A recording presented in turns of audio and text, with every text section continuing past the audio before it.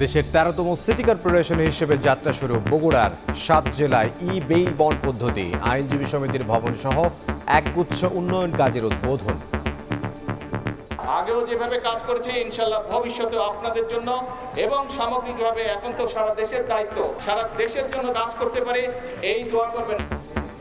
রাতের আঁধারে আদালত বসিয়ে চালানো হয়েছে বেআইনি শাসন, আর যেন কেউ ফ্যাসিবাদ কায়েম করতে না পারে সে লক্ষ্যে কাজ করছে সরকার, বগুড়ায় প্রধানমন্ত্রী।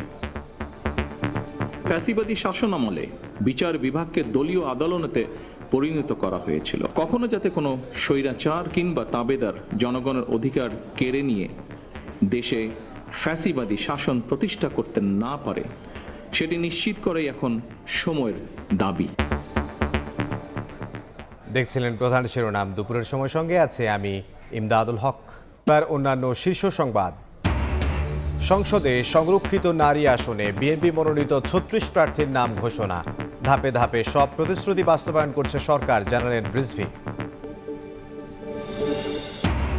তেল গ্যাসের পর এবার বিদ্যুতের দাম বাড়ানোর তোড় জোড়। আবাসিকে ইউনিট প্রতি প্রায় ২ টাকা মূল্য বৃদ্ধির প্রস্তাব। গণপরিবহনেরও ভাড়া সমন্বয় আজ। হাবের প্রকোপ মোকাবিলায় সারা দেশে বিশেষ টিকাদান শুরু। পাবে প্রায় ২ কোটি শিশু। পরিস্থিতিকে এখনই মহামারী হিসেবে দেখছেন না স্বাস্থ্যমন্ত্রী। কাল থেকে শুরু হচ্ছে এসএসসি পরীক্ষা। অংশ নেবে ১৮.৫ লাখ শিক্ষার্থী। দেয়া হবে না বাড়তি মানবিক নম্বর। ২ মাসে ফল ঘোষণার আশ্বাস শিক্ষামন্ত্রীর। এবং পাঠাগার এখন কেমিক্যালের গোডাউন। ঢাকার ২ সিটিতে লাইব্রেরির নামে বছরে কোটি কোটি টাকা লোপাট। কার পকেটে যায় টাকা জানে না নগর কর্তৃপক্ষ।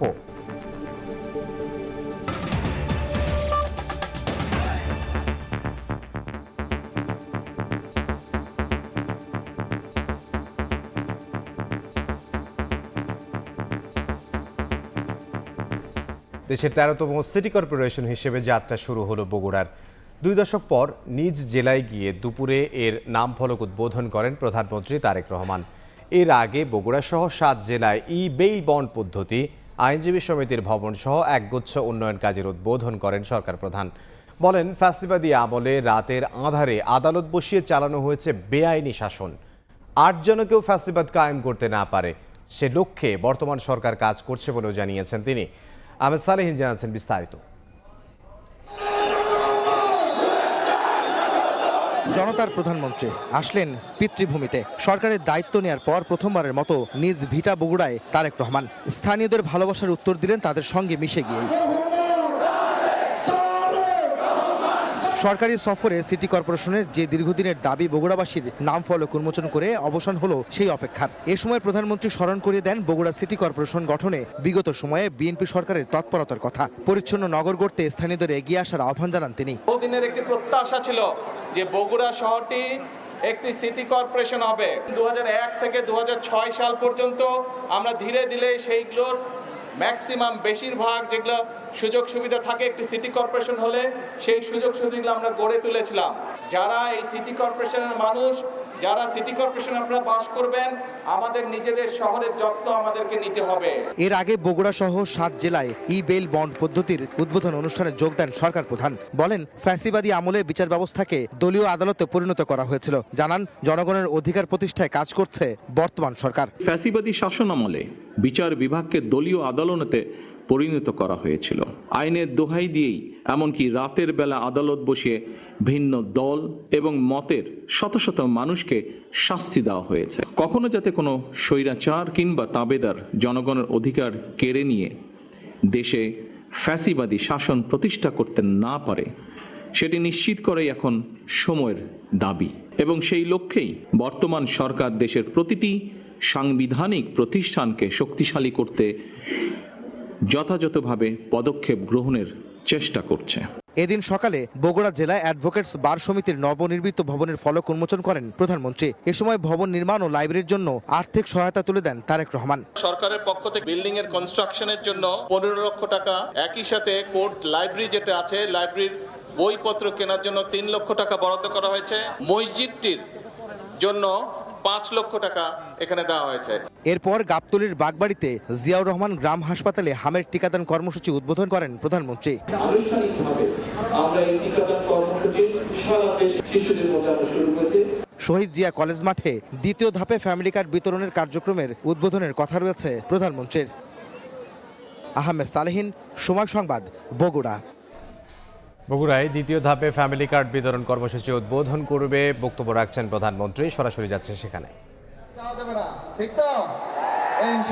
ভাই, এই মুহূর্তে আমরা বগুড়ার গাবতলীর বাগবাড়িতে আছি, যেখানে আসলে তারেক রহমান প্রধানমন্ত্রী, তিনি প্রধানমন্ত্রী তারেক রহমানের তার পৈতৃক নিবাস, এবং ইতিমধ্যে তারেক রহমান তিনি মঞ্চে এসেছেন। প্রধানমন্ত্রী তার স্ত্রী দেখা জুবাইদা রহমানকে সঙ্গে নিয়ে মঞ্চে এসেছেন এবং হাতের শুভেচ্ছা জানিয়েছেন সবাইকে, এবং সবার শুভেচ্ছা জানিয়েছেন সাধারণ মানুষ যারা এই বগুড়াবাসী, যারা এই গাবতলীবাসী, অর্থাৎ তার যে পৈতৃক নিবাস বাগবাড়ির গ্রামের এইখানকার মানুষজনকে তিনি শুভেচ্ছা জানিয়ে সবাইকে অভিনন্দন জানিয়েছেন এবং শুভেচ্ছা গ্রহণও তিনি করেছেন। এখন এখানকার যে ফ্যামিলি কার্ডের যে দ্বিতীয় ধাপের যে ফ্যামিলি কার্ড উদ্বোধনের কার্যক্রমের সেটি এখন উদ্বোধন করবেন প্রধানমন্ত্রী তারেক রহমান। এর প্রথম ধাপ কিন্তু আমরা জানি যে নির্বাচনের পরে ঠিক 1 মাসের মধ্যেই তিনি প্রথম ধাপের ফ্যামিলি কার্ড বিতরণ কার্যক্রম উদ্বোধন করেছিলেন গত 10ই মার্চ।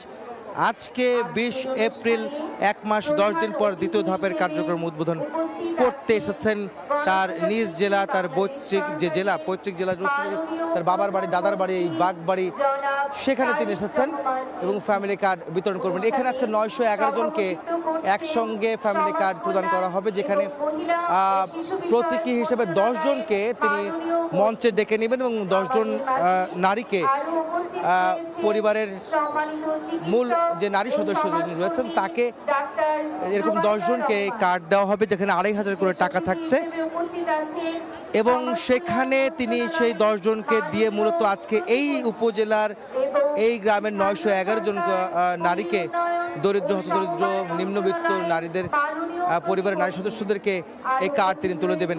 আপনারা জানেন যে এর আগে তিনি হাম রুবেলা টিকা দিয়েছেন ঠিক নসিপুর, তার এই মঞ্চের ঠিক পেছনে আরেকটি জায়গা রয়েছে, সেখানে তিনি হাম রুবেলা টিকা প্রদানের যে কার্যক্রম সেটি উদ্বোধন করেছেন। এর আগে তিনি আজকে বগুড়া শহরে তিনি যে আইনজীবীদের জন্য বার কাউন্সিলের যে নবনির্মিত ভবনের উদ্বোধন করেছেন। একই সঙ্গে বগুড়াকে সিটি কর্পোরেশন, নবসৃষ্ট সিটি কর্পোরেশন হিসেবে তিনি আজকে ফলক উন্মোচন করেছেন, ঘোষণা দিয়ে আজকে এই বগুড়াকে সিটি কর্পোরেশন হিসেবে ঘোষণা দিয়ে এই ফলক উন্মোচন তিনি করেছেন। এগুলো কিন্তু আমরা দেখেছি। একই সঙ্গে আদালতের যে বিষয়টি রয়েছে যে ই বেল বন্ড যে কার্যক্রমের, সেটিও কিন্তু আজকে তিনি উদ্বোধন করেছেন। প্রধানমন্ত্রী তারেক রহমান আজকে সকালে অর্থাৎ ভোরে 6টায় তিনি 6:10 তিনি ঢাকার গুলশানের বাসভবন থেকে তিনি রওনা দিয়েছিলেন বগুড়ার উদ্দেশ্যে, এবং আজকে এখানে সকাল 10টা নাগাদ এই বগুড়ায় এসে তিনি পৌঁছান এবং তারপরে কিন্তু দিনব্যাপী তার নানা ধরনের কর্মসূচি তিনি রয়েছে, সেই কর্মসূচিতে তিনি অংশ নেবেন। এরপরে কিন্তু এখান থেকে তিনি খাল খনন কর্মসূচি করবেন। পৈতৃক যে বাসা রয়েছে, যে তার যে বাবার বাড়ি, সেখানে তিনি অবস্থান নেবেন। সেখান থেকে তিনি আজকে জেলা বিএনপির আয়োজনে যে জনসভা রয়েছে আলতাফুনুসে খেলার মাঠ অর্থাৎ বগুড়া শহরে, সেখানে তিনি সেই জনসভায় যোগ দিয়ে সেখানে বক্তব্য রাখবেন। আর কিছুক্ষণের মধ্যে এখানে তারেক রহমান প্রধানমন্ত্রী তিনি বক্তব্য রাখবেন এখানকার মানুষের উদ্দেশ্যে। তো এই ছিল আমার কাছে বগুড়ার গাবতলীর বাগবাড়িতে প্রধানমন্ত্রী তারেক রহমানের যে বেশ কয়েকটি কর্মসূচি রয়েছে তার সবশেষ খবর। বগুড়া থেকে সহকর্মী আহমেদ সালেহিন। ত্রয়োদশ জাতীয় সংসদের সংরক্ষিত নারী আসনে 36 প্রার্থীকে মনোনীত করেছে বিএনপি। মনোনীতদের নাম ঘোষণা করেন দলটির সিনিয়র যুগ্ম মহাসচিব রুহুল কবির রিজভী। এর আগে এক দোয়া মাহফিলে তিনি বলেন, ধাপে ধাপে সব প্রতিশ্রুতি বাস্তবায়ন করছে সরকার। বেশ কয়েকদিন ধরেই সংসদের সংরক্ষিত নারী আসনের মনোনয়ন নিয়ে সরগরম ছিল গুলশানে বিএনপির চেয়ারম্যানের কার্যালয় প্রাঙ্গণ। শুক্র ও শনিবার প্রায় 900 মনোনয়ন প্রত্যাশীর সাক্ষাৎকার নেয় দলটি। সাক্ষাৎকারে প্রার্থীরা বিগত সময়ে নিজেদের ভূমিকা তুলে ধরা সহ দলীয় সিদ্ধান্ত মেনে নেওয়ারও অঙ্গীকার ব্যক্ত করেন।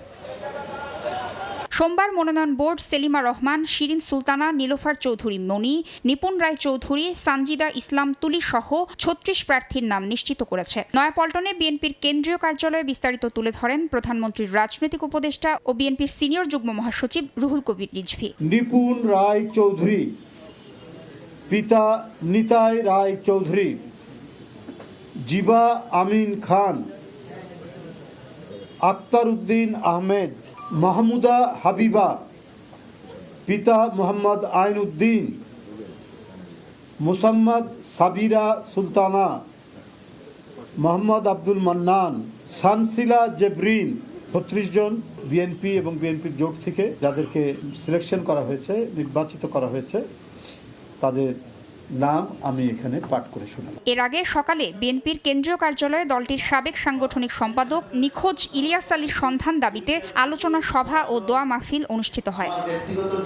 এ সময় দেশে সুসময় অনেকটাই ফিরে এসেছে মন্তব্য করে পরবর্তীতে কোনো সরকার যেন গুমের মতো নিষ্ঠুর পথ আর অবলম্বন না করে সরকারকে সেই ব্যবস্থা নেওয়ার আহ্বান জানান রুহুল কবির রিজভী। বলেন, বাতিল করা গুম অধ্যাদেশে বিদ্যমান ফাঁক ফোকর সংশোধন করে আরও উন্নত করতে হবে। জনগণ প্রত্যাশা করে গুম অধ্যাদেশ বাতিল হয়েছে, কিন্তু নিশ্চয়ই এই গুম অধ্যাদেশের প্রতি অনেক ফাঁক ফোকর আছে, অনেক ল্যাপসেস আছে, ঘাটতি আছে।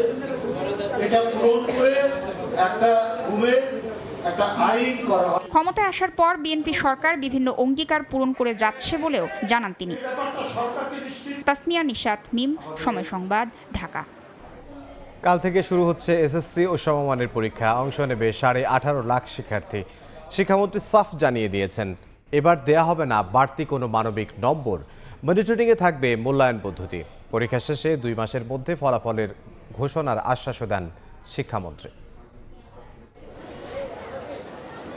মঙ্গলবার থেকে সারা দেশে শুরু হচ্ছে এসএসসি ও সমমানের পরীক্ষা। অংশ নেবেন 18,57,344 পরীক্ষার্থী। এর মধ্যে 9,30,305 জন ছাত্র এবং 9,27,039 জন ছাত্রী। এবার পরীক্ষার্থী গত বছরের তুলনায় প্রায় 79,000 কম।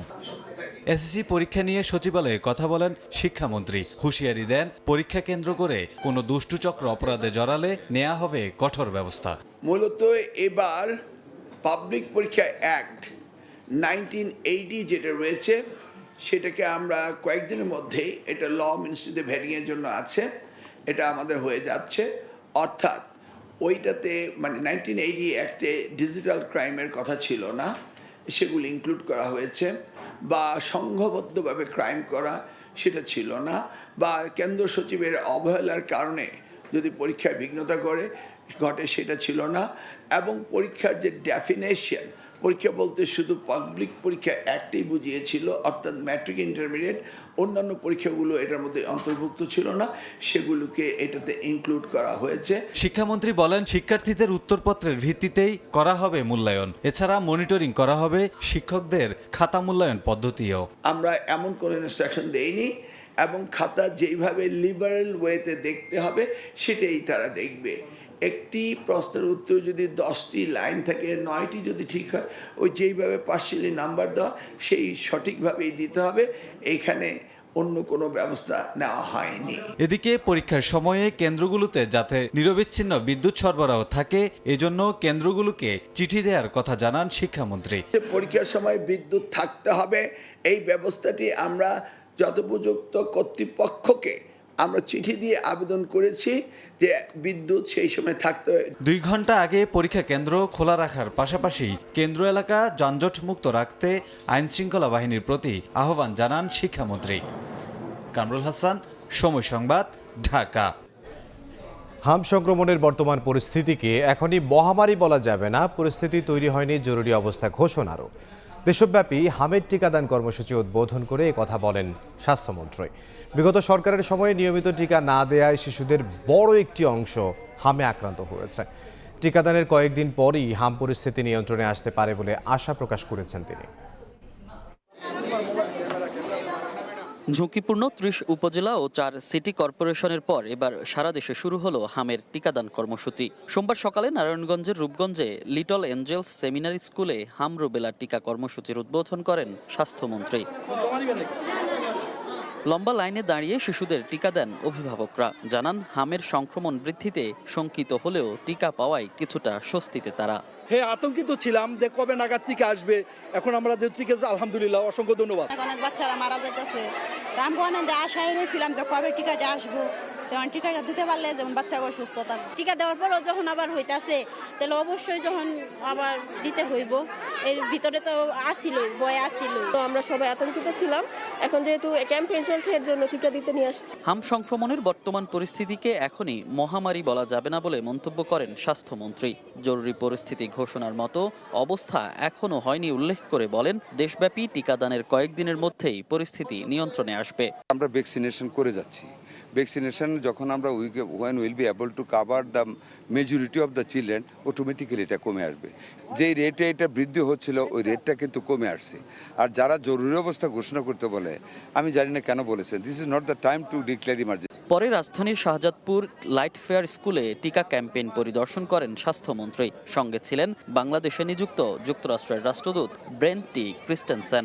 এ সময় স্বাস্থ্যমন্ত্রী বলেন, টিকার ও জনবলের কোনো সংকট নেই। সব শিশুকে টিকার আওতায় না আনা পর্যন্ত ক্যাম্পেইন চলমান থাকবে। It will be running non-stop. We'll continue this vaccination program all over the years and time to come ahead. We'll not stop. We'll be having our full stock of vaccination, and we have decided to keep the stock of the vaccines for 6 months ahead so that we never face any problem regarding the stock of the vaccines. এদিকে সিলেট, ঝালকাঠি, পিরোজপুর সহ দেশের বিভিন্ন জেলায়ও 6 মাস থেকে 59 মাস বয়সী শিশুদের হামের টিকা দেয়া শুরু হয়েছে। নিজ নিজ এলাকায় ক্যাম্পেইন উদ্বোধন করে এমপি মন্ত্রীরা বলেন, গত 2 বছর স্বাস্থ্য খাতে ব্যাপক অনিয়মের কারণে হামের প্রকোপ বেড়েছে। তবে সরকার প্রয়োজনীয় সব ব্যবস্থা নিচ্ছে। অসচেতন পরিবাররা অনেকে বোঝেন না বা জানেন না, কিন্তু সময় মতো যদি শিশুদেরকে এই রোগ প্রতিরোধের ক্ষমতা সম্পন্ন টিকা ভ্যাকসিনগুলিকে দেওয়া হয়, তাহলে কিন্তু এই সমস্ত রোগের জীবাণু তাদেরকে আক্রমণ করতে পারে না। নির্দিষ্ট বয়সে টিকা দেওয়া হয়, জায়গায় জায়গায় সেগুলির কমতি। এই সমস্ত কারণই হচ্ছে গত 1.5-2 বছরে জনস্বাস্থ্যের প্রতি সবথেকে বেশি অবহেলা করা হয়েছে। চলমান কর্মসূচিতে প্রায় 2 কোটি শিশুকে টিকার আওতায় আনার লক্ষ্য সরকারের।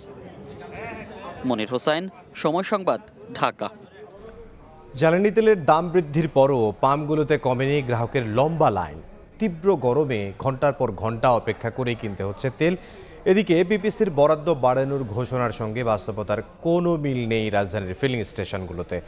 আজ থেকে 20% বেশি সরবরাহের কথা থাকলেও পাম্প কর্তৃপক্ষ বলছে, ডিপো থেকে জ্বালানি দেওয়া হচ্ছে আগের মতোই। একদিকে তীব্র গরম, অন্যদিকে লম্বা লাইন। রাজধানীর পাম্পগুলোতে ঘন্টার পর ঘন্টা লাইনে দাঁড়িয়ে তেল সংগ্রহ করছেন যানবাহন চালকরা। পাম্পগুলোতে মোটরসাইকেল ব্যবহারকারীদের তুলনায় বেশি ভোগান্তিতে পড়েছেন প্রাইভেট কার চালকরা। আগে যেত 10 লিটার 1200 টাকা, এখন তো 20 টাকা লিটারে বাড়াইছে। হয়তো আজকে ওই এইটাই দিব, হয়তো 1400 টাকা লাগবে 10 লিটারে। আমার প্রয়োজন তো, আমার তো তেল ঢুকবো 7000 টাকা প্রায়, আমি পাইতেছি আমার 2000 টাকা। গাজীপুর থেকে ওখান থেকে প্রতিদিন আপ ডাউন করলে আমার 2 দিন বা 3 দিন করলে আমার হাফ ট্যাঙ্কি চলে যায়। আমার সে আবার 2 দিন 3 দিন পর নিতে হচ্ছে, কিন্তু আমি যদি ফুল ট্যাঙ্কি করে নিয়ে যাই তারপর তো আমার দুর্ভোগটা কমবে। যানবাহনের ব্যয়ের লাগাম নিয়ন্ত্রণে ডিজেলের দাম স্বাভাবিক রাখার দাবি গ্রাহকদের। পেট্রোল আর অকটেনের দাম বাড়াইছে ভালো কথা, কিন্তু ডিজেলের দামটা যেন পূর্বের নির্ধারিত থাকে, নাইলে দ্রব্যমূল্যের ব্যালেন্স করতে পারবে না সরকার। আস্তে আস্তে আশা করি যে এটা খুব দ্রুত এটা উন্নতির দিকে যাবে। গ্রাহক চাহিদা সাপেক্ষে ফিলিং স্টেশনে অতিরিক্ত 10 থেকে 20% বেশি বরাদ্দ দেওয়ার ঘোষণা দিয়েছে বাংলাদেশ পেট্রোলিয়াম কর্পোরেশন। তবে সংশ্লিষ্টরা জানান, বাড়তি জ্বালানি মিলছে না ডিপোতে। কনসার্ন অফিসের সাথে যোগাযোগ করেছিলাম, যারা এই অ্যালটমেন্টটা তৈরি করে, তারা বলছিল হ্যাঁ বাড়বে, কিন্তু কতটুকু বাড়বে আমি এখন পর্যন্ত আমাকে এই মেসেজটা ক্লিয়ার করতে পারিনি। তবে এখন পর্যন্ত আমার এই লাস্ট 1 সপ্তাহে যে ধারাবাহিকতা ছিল সেই অনুযায়ী আজকে 22,500 আর 4,500 ডিজেল পাবো। চলতি বছরের জানুয়ারি ও ফেব্রুয়ারিতে ধাপে ধাপে জ্বালানি তেলের দাম কমানো হয়েছিল। তবে বৈশ্বিক প্রেক্ষাপটে এই মূল্যবৃদ্ধির পরও চাহিদায় তেমন পরিবর্তন দেখা যাচ্ছে না পাম্পগুলোতে। শিমুল হোসেন, সময় সংবাদ, ঢাকা। জ্বালানির দাম বৃদ্ধির কারণে মূল্যস্ফীতির প্রভাব যেন বিভিন্ন খাতে না পড়ে সে বিষয়ে সরকার সতর্ক বলে জানিয়েছেন বাণিজ্য মন্ত্রী খন্দকার আব্দুল মুক্তাদির। সকালে সিলেটে তিনি এই কথা বলেন। বাংলাদেশে যে ডিজেলের মূল্য ছিল 100 টাকা পার লিটার, সেটা বৃদ্ধি করে 115 টাকা করা হয়েছে, এবং এই মডেস্ট ইনক্রিজের কারণই হচ্ছে যেন এইটার কারণে মূল্যস্ফীতির সৃষ্টি না হয়। তারপরে আপনারা জানেন কৃষক পর্যায়ে যখন সেচের জন্য পাম্প চালানো হয়, সেখানে কৃষককে যেন মূল্যবৃদ্ধির অভিজ্ঞতা তাকে সহ্য করতে না হয়, সেজন্য সরকার এদিকে বিশেষভাবে দৃষ্টি দিয়েছে। জ্বালানি তেল, এলপি গ্যাসের পর এবার বাড়তে পারে বিদ্যুতের দামও। আবাসিক গ্রাহকদের ক্ষেত্রে ইউনিট প্রতি দাম 70 পয়সা থেকে 1 টাকা 80 পয়সা পর্যন্ত বাড়ানোর প্রস্তাব করেছে বিদ্যুৎ বিভাগ। যদিও বিদ্যুৎ উন্নয়ন বোর্ডের চেয়ারম্যান বলছেন এখনও সবকিছু প্রাথমিক পর্যায়ে। আর বিশেষজ্ঞরা বলছেন দাম বৃদ্ধি নয়, বরং লুণ্ঠন রোধ করে ঘাটতি সমন্বয় করতে হবে। ফারুক ভূঁইয়া রবিনের রিপোর্ট।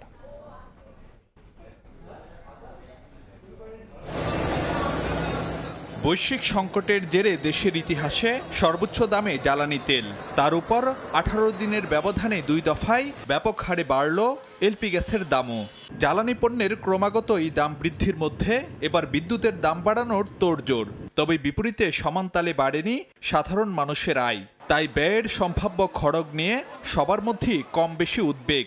আপনারা বিদ্যুৎ বিল বাড়ান, বাড়িওয়ালারা ঘর ভাড়া বাড়ায়। সবগুলো মিলে জনগণ একটা নাবিশ্বাসের মধ্যে আছে। নিম্ন স্তরের মানুষের যারা ডেইলি রোজগার করে তাদের তো খুব সমস্যা। মন্ত্রিসভা বৈঠকে উপস্থাপনের জন্য তৈরি করা বিদ্যুৎ বিভাগের সারসংক্ষেপে বলা হয়, চলতি অর্থবছরে এই খাতে ঘাটতি দাঁড়াতে পারে প্রায় 56,500 কোটি টাকা। ঘাটতি সমন্বয়ে 3টি বিকল্প প্রস্তাব দিয়েছে বিদ্যুৎ উন্নয়ন বোর্ড পিডিবি। তাতে পাইকারি পর্যায়ে দাম বাড়িয়ে 5,000 থেকে প্রায় 12,500 কোটি টাকা পর্যন্ত ভর্তুকি কমানোর রূপরেখা তুলে ধরা হয়।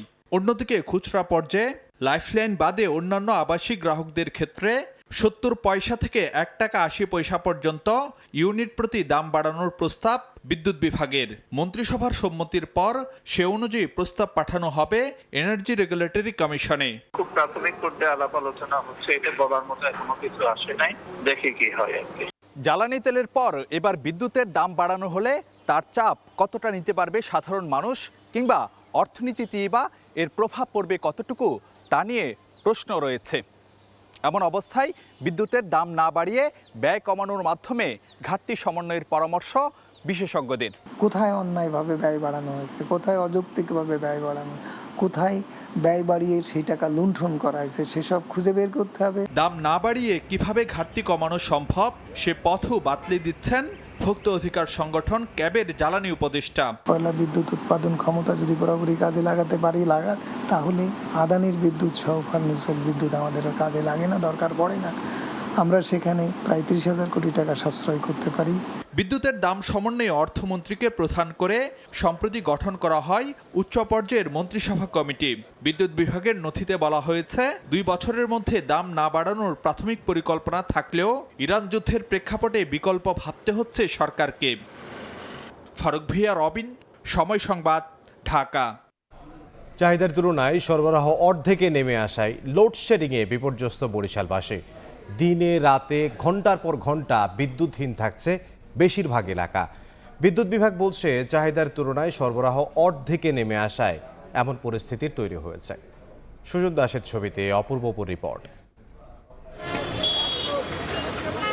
প্রখর রোদ আর গরম সঙ্গে পাল্লা দিয়ে বেড়েছে লোডশেডিং। বরিশাল মহানগরী থেকে গ্রাম অঞ্চল সব জায়গায় দিনে রাতে সমান তালে চলছে বিদ্যুৎ বিভ্রাট। এতে বিপর্যস্ত হয়ে পড়েছে জনজীবন।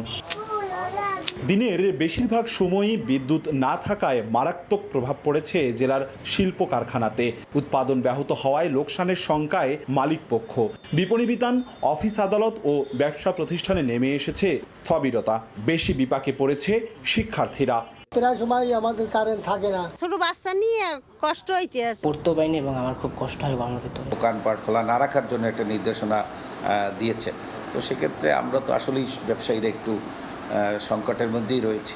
বরিশালের 2টি বিদ্যুৎ বিক্রয় ও বিতরণ এলাকায় চাহিদার তুলনায় অর্ধেক সরবরাহ পাওয়ায় পরিস্থিতি হয়ে উঠেছে নিয়ন্ত্রণহীন। সংশ্লিষ্টরা বলছেন উৎপাদন কম থাকায় এ ঘাটতি মেটানো সম্ভব হচ্ছে না।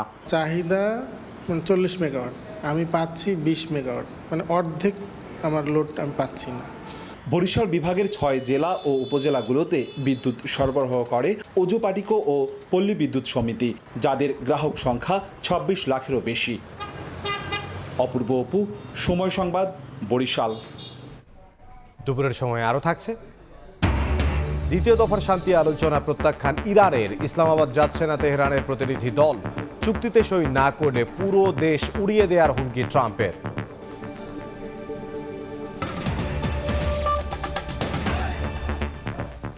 হজযাত্রার তৃতীয় দিনে ৫,০০০ যাত্রী নিয়ে সৌদি আরবে যাচ্ছে ১৩টি ফ্লাইট। সার্বিক ব্যবস্থাপনা নিয়ে সন্তুষ্টি প্রকাশ করেছেন যাত্রীরা। আগামী বছর হজ যাত্রা আরও সাশ্রয়ী ও নিরাপদ হবে বলে আশাবাদ জানান বিমান প্রতিমন্ত্রী। ফারজানা ইসলাম অস্ট্রেলিয়ার ক্যানবেরা থেকে দেশে এসেছেন হজ পালনের উদ্দেশ্যে। এর আগেও হজ করেছেন, তবে বাংলাদেশ থেকে যাওয়া সাশ্রয়ী ও সহজ মনে করেন তিনি। অস্ট্রেলিয়াতে এখন লটারি এক্সপেন্সিভ প্লাস লটারি, মনে করেন একজন পেলে আরেকজন পায় না। বাংলাদেশে সেই তুলনায় সস্তা, আবার সহজও যাওয়া, মানে আপনি অ্যাপ্লাই করলে যেতে পারবেন। ভোগান্তি ছাড়াই এবারের হজযাত্রা নিয়ে সন্তুষ্টি প্রকাশ করেছেন যাত্রীরা। বিশ্বজুড়ে যুদ্ধ বন্ধ সহ দেশ, জাতি ও মুসলিম উম্মার মঙ্গল কামনা করেছেন তারা। কালকে থেকে আসছি যে আল্লাহর রহম সব ওকে আছে। আমার কাছে মনে হচ্ছিল যে আসলে আমরা তো সবসময় এরকম ওয়েট করি না, এই ওয়েট করার মধ্যে একটা আনন্দ আছে। প্রথম দেশের প্রার্থনা করব, তারপর সমাজের প্রার্থনা করব, নিজের জন্য প্রার্থনা করব, আল্লাহ যেন বাংলাদেশকে সুন্দরভাবে চালিত করে। এদিকে সোমবার সকালে আশকোনা হজ ক্যাম্পে আসেন বিমান প্রতিমন্ত্রী রশিদুজ্জামান মিল্লাত। পরিদর্শন করেন এয়ারলাইন্সগুলোর বোর্ডিং ও ইমিগ্রেশন। হজযাত্রীদের সেবা নিশ্চিতে সরকার সব ধরনের প্রস্তুতি নিয়েছে বলে জানান প্রতিমন্ত্রী। বলেন, খাবারের মান নিয়ে কিছু অভিযোগ রয়েছে, সেগুলো খতিয়ে দেখা হচ্ছে। আমরা গতকালকে শুনেছিলাম একটু মিসম্যানেজমেন্টের কথা, কিন্তু আসলে মিসম্যানেজমেন্টটা দেখার জন্য মাননীয় প্রধানমন্ত্রী রাত্রে নির্দেশ দেন যে আপনি নিজে গিয়ে দেখবেন এই অব্যবস্থাপনার কথাটি ঠিক রয়েছে কিনা। আমরা এসে দেখলাম যে আসলে বিষয়টা এরকম নয়, এবং খাবারের মান কেমন সেটাও দেখার জন্য তিনি বলেছেন। আগামী বছর হজযাত্রা আরও সাশ্রয়ী ও নিরাপদ হবে বলেও আশা ব্যক্ত করেন বিমান প্রতিমন্ত্রী। নাইম হাসান, সময় সংবাদ, ঢাকা। এই মুহূর্তে আশকোনা হজ ক্যাম্পে আছেন সহকর্মী নাইম হাসান, সরাসরি যাব তার কাছে। পবিত্র হজ পালনের উদ্দেশ্যে হজযাত্রার তৃতীয় দিনে দেশ ছাড়ছেন সাধারণ যাত্রীরা। আজ সারাদিনে মোট 13টি ফ্লাইটে ৫,০০০-এরও বেশি যাত্রী দেশ ছেড়ে সৌদি আরবের উদ্দেশ্যে যাবেন। ইতিমধ্যে গতকাল রাত থেকে এখনো পর্যন্ত প্রায় 5টি ফ্লাইট ছেড়ে গেছে। বাকি যে 8টি ফ্লাইট রয়েছে সেই ফ্লাইটগুলো ধাপে ধাপে ছাড়বে। আমরা আজকে সকাল থেকে উত্তরার যে আশকোনা হজ ক্যাম্প, সেই হজ ক্যাম্পে অবস্থান করছে। এখানে সাধারণ হজ যাত্রীদের সঙ্গে কথা বলেছি, তারা কিন্তু হজের সার্বিক ব্যবস্থাপনা নিয়ে সন্তুষ্ট প্রকাশ করেছেন। এছাড়াও আজকে সকালে বিমান প্রতিমন্ত্রী রশিদুজ্জামান মিল্লাত কিন্তু এসেছিলেন যে সেই কার্যক্রম পরিদর্শনের জন্য। এখানে এসে তিনি যেমনটা আমাদেরকে বলেছেন যে গতবারের তুলনায় তার কাছে মনে হচ্ছে যে এবার হজের যে সার্বিক ব্যবস্থাপনা, এই ব্যবস্থাপনা যথেষ্ট সুশৃঙ্খল রয়েছে। এছাড়া আমরা হজযাত্রীদের সঙ্গে কথা বলেছি, তারাও আমাদেরকে বলেছেন যে অতীতের তুলনায় এবারের যে হজের যে সার্বিক ব্যবস্থাপনা, এই ব্যবস্থাপনা যথেষ্ট সুশৃঙ্খল, তাদেরকে কোনো ধরনের ভোগান্তি পেতে হয়নি। এছাড়া যাত্রীরা কিন্তু আরও বেশি সন্তুষ্টি প্রকাশ করেছেন যে 1 মাস আগেই কিন্তু তারা তাদের যে ভিসা কিন্তু হাতে পেয়েছেন। সার্বিক যে পরিস্থিতি, এই সার্বিক পরিস্থিতি নিয়ে কিন্তু আশকোনা হজ ক্যাম্পে যারা রয়েছেন হজযাত্রীরা, সেই হজযাত্রীরা সন্তুষ্টি প্রকাশ করেছেন। পাশাপাশি বিমান প্রতিমন্ত্রী তিনিও বলেছেন যে সরকারের তরফ থেকে সর্বোচ্চ ব্যবস্থা গ্রহণ করা হয়েছে হজযাত্রীদের নিরাপদ যেই গন্তব্য, সেই গন্তব্য নিশ্চিত করার জন্য। তো এই ছিল আমার কাছে রাজধানীর উত্তরার আশকোনার হজ ক্যাম্প থেকে সর্বশেষ তথ্য। আশকোনা হজ ক্যাম্প থেকে নাইম হাসান। ঢাকার 2 সিটি কর্পোরেশনে বছরে কোটি কোটি টাকা লোপাট হয় পাঠাগারের নামে। সময় সংবাদের অনুসন্ধানে মিলেছে যার প্রমাণ। বর্তমানে পাঠাগার ভবন ব্যবহার হয় কেমিক্যাল গোডাউন হিসেবেও। বরাদ্দের অর্থ কার পকেটে যায় তাও জানা নেই খোদ সিটি কর্পোরেশনের। এস.এম. সালাউদ্দিনের ক্যামেরায় এম এ আজিমের রিপোর্ট।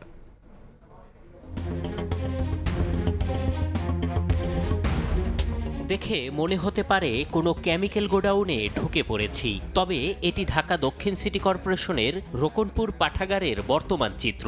দেখা নেই বই, পাঠক ও লাইব্রেরিয়ানের, আছে শুধু ব্যারেল ভর্তি কেমিক্যাল।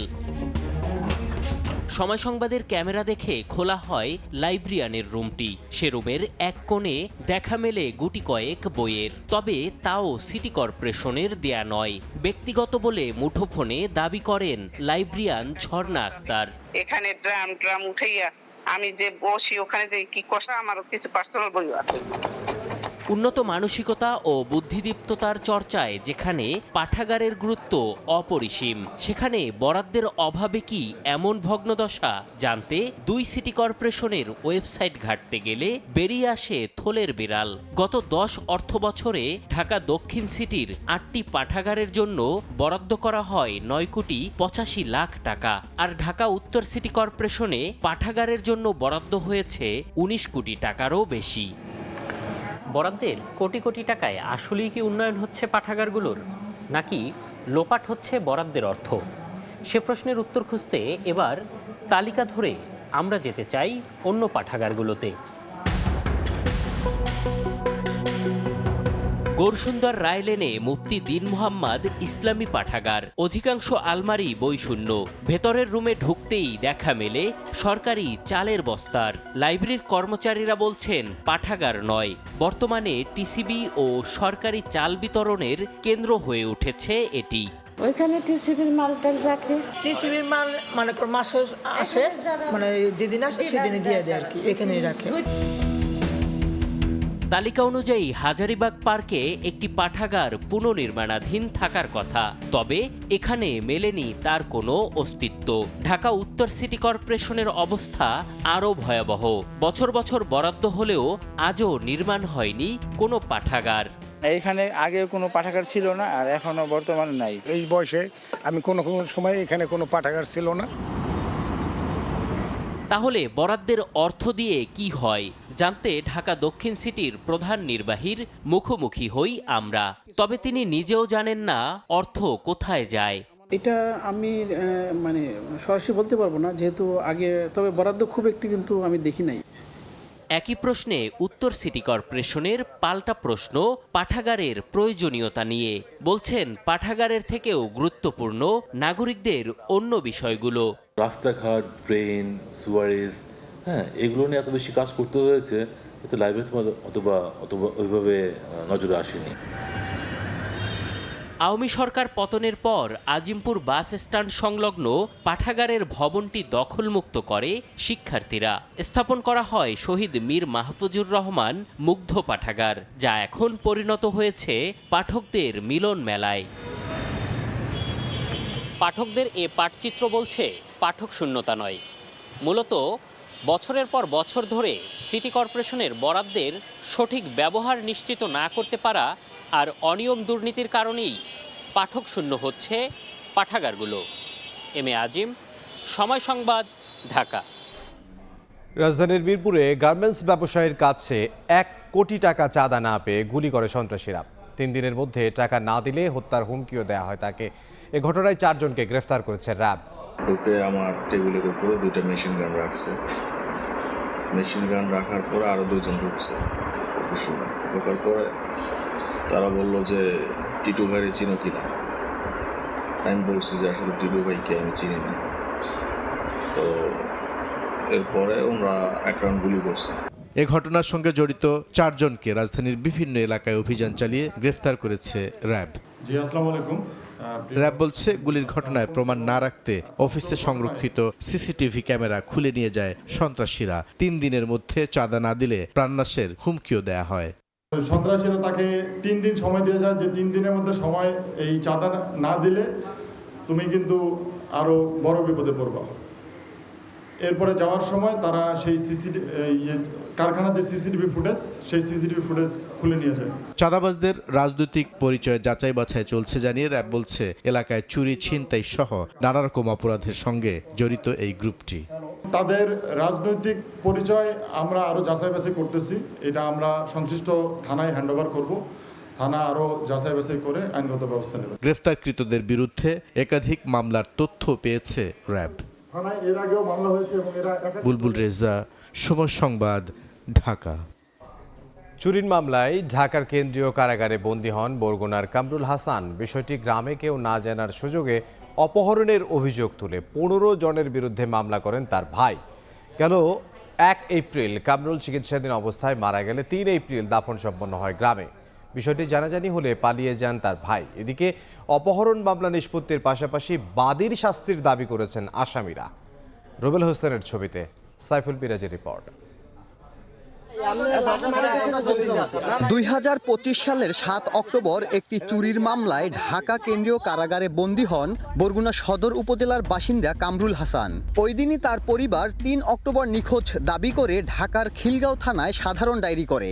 তাকে অপহরণ করা হয়েছে এমন দাবি করে 21 ডিসেম্বর বরগুনার সিনিয়র জুডিশিয়াল ম্যাজিস্ট্রেট আদালতে 15 জনের বিরুদ্ধে মামলা করে তার ভাই আলাউদ্দিন।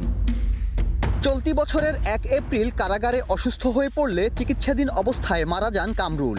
পরে তার লাশ গ্রামের বাড়িতে পাঠানো হলে পুরো বিষয়টি জানাজানি হয়। এদিকে অপহরণ মামলা হওয়ার পর থেকে পালিয়ে বেড়াচ্ছেন 15 আসামি। তাদের দাবি পূর্বশত্রুতার জেরে তাদের সাজানো মামলায় ফাঁসানো হয়েছে। মামলা নিষ্পত্তির পাশাপাশি অপহরণ মামলার বাদীর শাস্তির দাবি তাদের। আমারে আর আমার চাচা উমর আলী প্রতিবন্ধী হেরো গম মামলা দিয়েছে ঢাকা বর্তমানে হাসপাতালে গম মামলা দিয়ে দিয়েছে। আমরা তো ঘরে ঘুমাইতেও পারি ঠিক মতো, টাকা পয়সাও গেছে আমাগো। আমি যে মহিলা মানুষ আমার যে মামলা দিয়েছে কিসের জন্য দিয়েছে আমি জানিও না। 3 এপ্রিল দাফনের জন্য কামরুলের মরদেহ বাড়িতে নিয়ে আসলে সেখানে জড়ো হন অপহরণ মামলার আসামিরা। এরপর থেকেই তোপের মুখে গা ঢাকা দেন মামলার বাদী আলাউদ্দিন। আমরা তো কেস মামলা আমি সম্পর্কে কিছু বুঝিই না, এবার আর কইছি তুই একটা এরকম একটা মামলা কর। এ বিষয়ে ক্যামেরার সামনে কথা বলতে রাজি হননি অপহরণ মামলার তদন্তকারী কর্মকর্তা। তদন্ত প্রতিবেদন দাখিল করলে অভিযুক্তরা মুক্তি পাবেন বলে আশা রাষ্ট্রপক্ষের কৌশলীর। যদি আইও মনে করে যে মামলা তদন্তকারী যদি দেখে যে বাদী মিথ্যা মামলা করছে, তাহলে সে বাদীর বিরুদ্ধে ব্যবস্থা নেওয়ার জন্য সেইভাবে সুপারিশ করতে পারে। গত বছর 21 ডিসেম্বর বরগুনার আদালত সিআইডিকে অপহরণ মামলার তদন্তের আদেশ দেন। সাইফুল মিরাজ, সময় সংবাদ, বরগুনা। দুপুরের হযরত শাহজালাল আন্তর্জাতিক বিমানবন্দরকে আঞ্চলিক হাব হিসেবে গড়ে তুলতে চায় সরকার। সকালে হযরত শাহজালাল বিমানবন্দরে এয়ার ট্রাফিক ম্যানেজমেন্ট সেন্টারের অপারেশনাল কার্যক্রমের উদ্বোধনী অনুষ্ঠানে একথা জানান বিমানমন্ত্রী। এ সময় বিমান প্রতিমন্ত্রী বলেন, অত্যাধুনিক প্রযুক্তির মাধ্যমে আঞ্চলিক সহযোগিতা ও তথ্য আদান প্রদানে সমন্বিত আকাশসীমা ব্যবস্থাপনা গড়ে তোলা সম্ভব। আধুনিক ও স্বয়ংক্রিয় এই সিস্টেম চালু হওয়ায় দেশের আকাশসীমা আরও নিরাপদ, দক্ষ ও আন্তর্জাতিক মানসম্পন্ন হবে। আমরা হযরত শাহজালাল ইন্টারন্যাশনাল এয়ারপোর্টকে একটি বৈশ্বিক বিমান চলাচলের কেন্দ্র বা এভিয়েশন হাব হিসেবে গড়ে তুলতে চাই।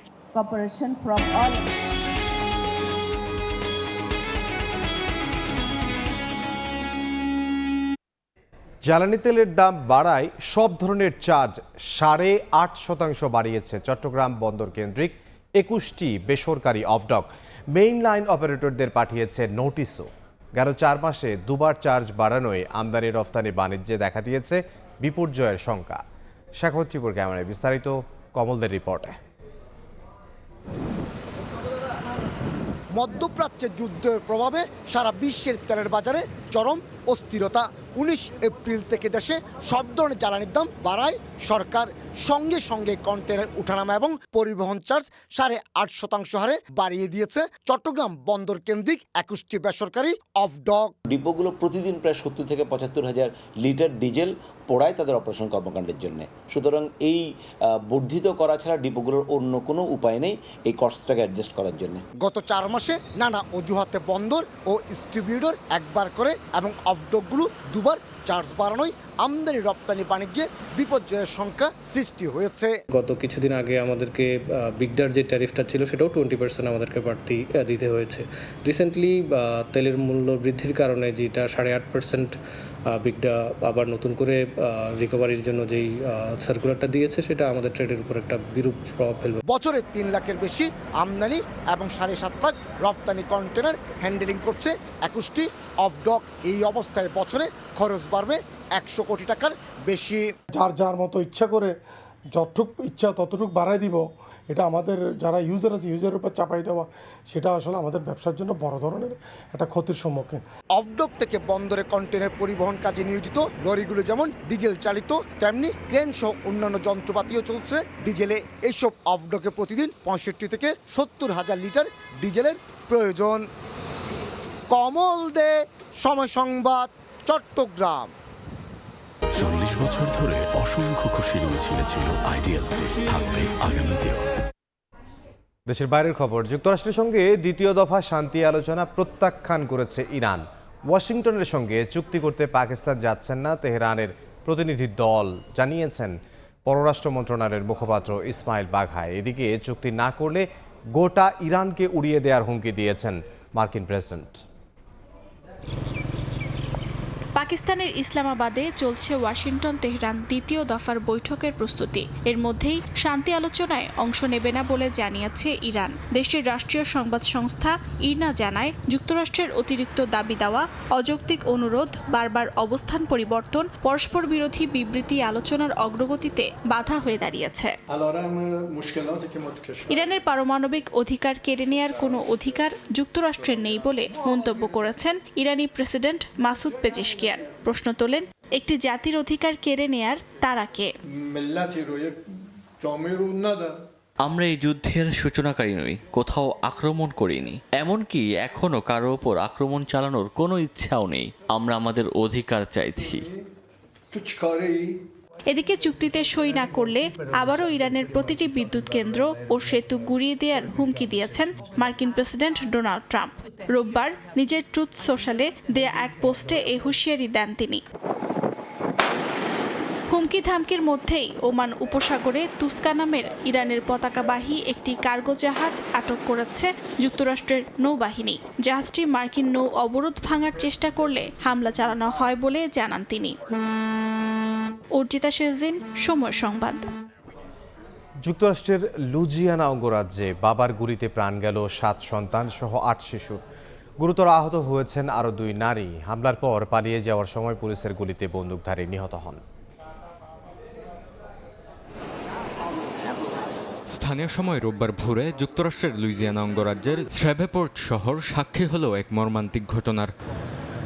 বন্দুকধারীদের গুলিতে প্রাণ গেল কয়েক শিশুর, আহত হয়েছেন আরও কয়েকজন। স্থানীয় পুলিশ জানায়, পারিবারিক কলহের জেরে এই মর্মান্তিক হত্যাকাণ্ড ঘটে থাকতে পারে। পুলিশ বলছে 3টি আলাদা এলাকায় বিস্তৃত ছিল ঘটনাস্থল। পাশাপাশি 2টি আবাসিক ভবন টার্গেট করে গুলি চালায় ওই বন্দুকধারী। গুলিবিদ্ধদের মধ্যে কয়েকজন শিশু হামলাকারীর সন্তান ছিল বলেও ধারণা পুলিশের। নিহত শিশুদের বয়স 1 থেকে প্রায় 14 বছরের মধ্যে।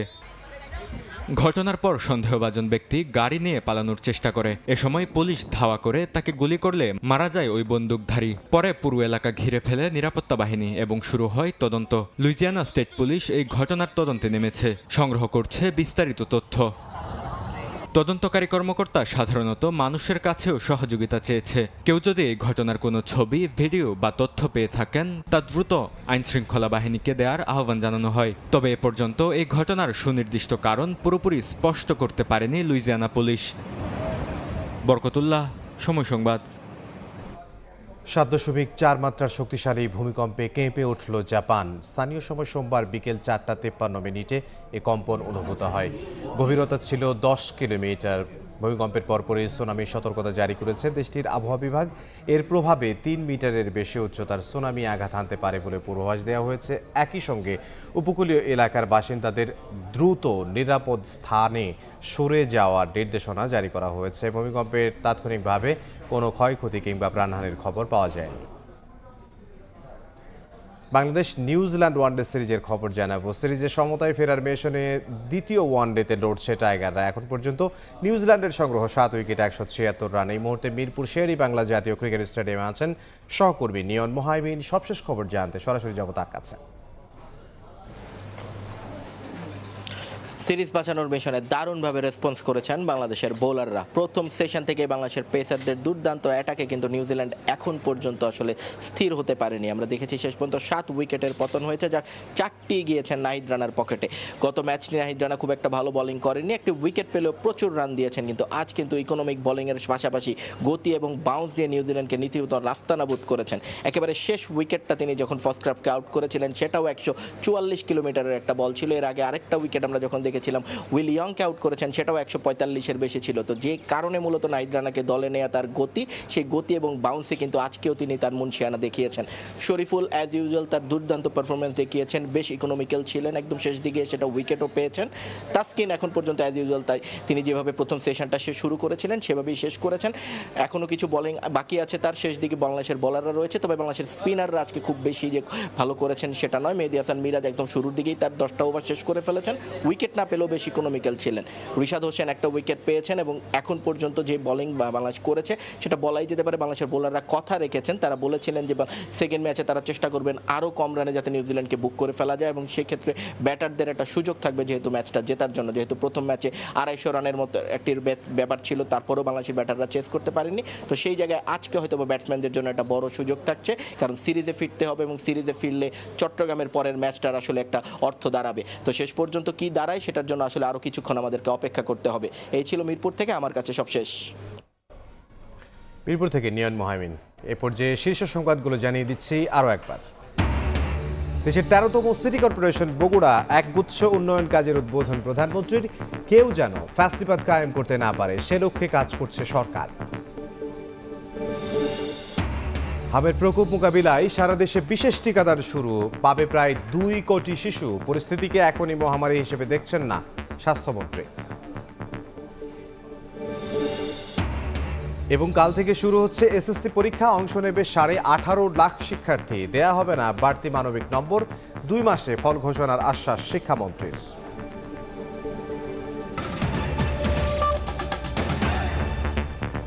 এই ছিল দুপুরের সময়। এরপর বিভাগীয় সময় নিয়ে সঙ্গে থাকবেন সহকর্মী আলিশা ইসলাম। ধন্যবাদ ইমদাদ। বিভাগীয় সময় নিয়ে আসছি কিছুক্ষণ পর, সঙ্গে থাকুন সময়।